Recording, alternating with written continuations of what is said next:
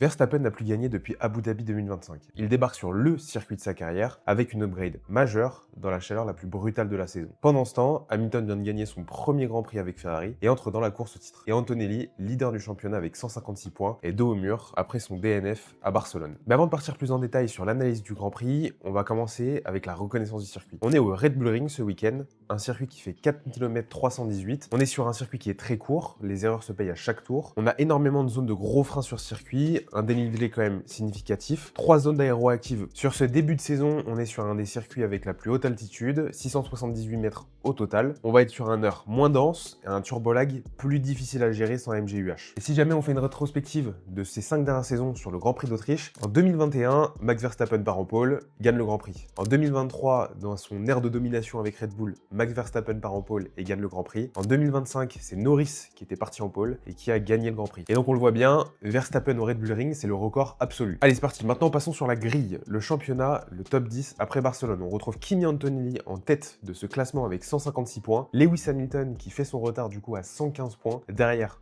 George Russell, Leclerc 75 points. Derrière, Lando Norris 73 points. On retrouve ensuite Oscar Piastri, Max Verstappen, Pierre Gasly solidement installé dans le top 8, Isaac Hadjar qui remonte et Liam Lawson qui fait un très bon début de saison avec Racing Bull. Et avant de partir sur le briefing, petit retour à Barcelone. Donc on a Hamilton qui a remporté la première victoire de sa carrière avec Ferrari et qui conforte sa confiance dans la voiture, parce que si on dézoome un petit peu, c'est 3 podiums consécutifs dont une victoire sur les 3 derniers Grands Prix. C'est le pilote qui score le plus de points et ce qui justement le met dans une très bonne posture aujourd'hui pour la course au titre. Et petite anecdote, Hamilton, Russell, Norris, le dernier podium du Grand Prix d'Espagne, c'est le premier podium 100% britannique depuis 1968.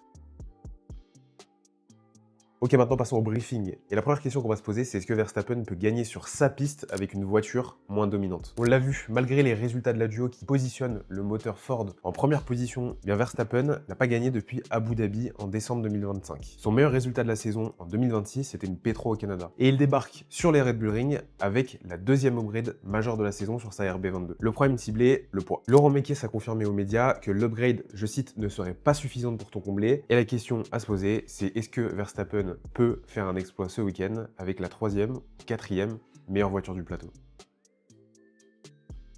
Ferrari arrive sur ce Grand Prix d'Autriche avec sa première upgrade majeure au niveau du moteur après les premiers résultats duo. On parle déjà d'un gain estimé à plus de 30 chevaux. En modification attendue, on a entendu parler d'un nouveau cylindre, le nouveau carburant Shell qui a été développé spécifiquement. Et si on dézoome, Ferrari est éligible cette année à 2 tokens à duo car l'écart avec la concurrence dépasse les 4%. Sur un circuit orienté moteur, le timing est parfait. Comme on l'a déjà vu plusieurs fois cette saison, notamment en début de saison quand Ferrari faisait des excellents départs, Ferrari utilise un plus petit turbo que ses rivaux, ce qui pourrait être un avantage sur ce circuit de Spielberg, où je le rappelle, on est au total à 678 mètres d'altitude, donc on va surveiller ça dès les essais libres 1.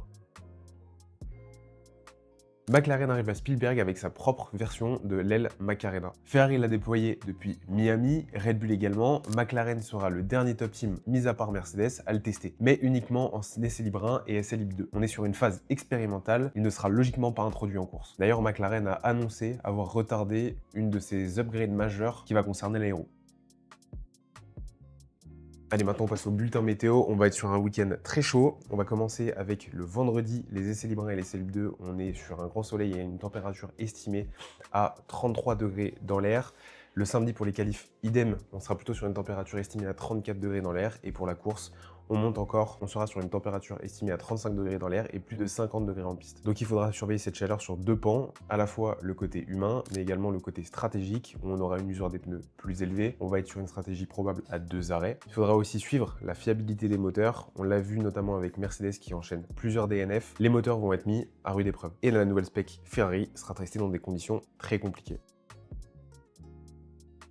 Allez, maintenant on passe sur ma grille de départ. Donc on l'a vu, le Red Bull Ring, c'est un circuit de puissance moteur, donc logiquement Mercedes sera avantagé. Antonelli, qui lead le championnat, et Russell en 3e position, arrive logiquement en favori. Le point d'interrogation Ferrari. tout change si la mise à jour radio fonctionne dès les essais libres 3. Sur un circuit comme Spielberg, 30 chevaux supplémentaires, ça peut facilement valoir 2 à 3 dixièmes par tour. Si Ferrari confirme un gain dès ce week-end, Hamilton et Leclerc deviennent des candidats sérieux en pole. Cette mise à jour du moteur sera le facteur X du week-end. L'anomalie statistique Verstappen. On l'a vu, Verstappen est loin d'avoir la meilleure voiture cette saison, mais avec une upgrade qui va logiquement diminuer le poids de la voiture et un circuit sur lequel il connaît une grande confiance, est-ce qu'il va être possible pour Verstappen de réaliser un nouveau coup d'éclat ce week-end? On verra ça samedi. Et pour le dernier point, la chaleur, le risque de fiabilité. On l'a déjà vu à Barcelone où on a connu de fortes chaleurs, notamment avec l'abandon d'Antonelli qui faisait d'ailleurs une très belle remontée et qui avait passé Russell pour reprendre la deuxième place. Les moteurs vont être mis à rude épreuve encore ce week-end. Le circuit de Spielberg fait face comme à la France à de forts épisodes de chaleur. Donc il faudra être vigilant à de potentiels abandons et de potentiels casse moteur, que ça soit sur les top teams ou le midfield, qui pourraient complètement bouleverser le résultat de ce Grand Prix. Et bien c'est ce qu'on verra dès demain sur Canal+.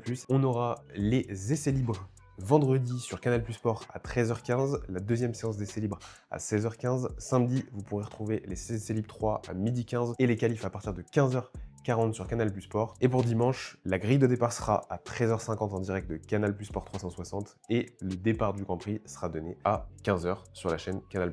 Et voilà, on se retrouve déjà à la fin de cette vidéo et la question à se poser pour moi, pour clôturer cette vidéo, c'est est-ce que le moteur Ferrari va changer la hiérarchie dès ce week-end? Et bien ça, on verra directement ça dès samedi pour les qualifications et dimanche pour le résultat de la course et on en parlera la semaine prochaine.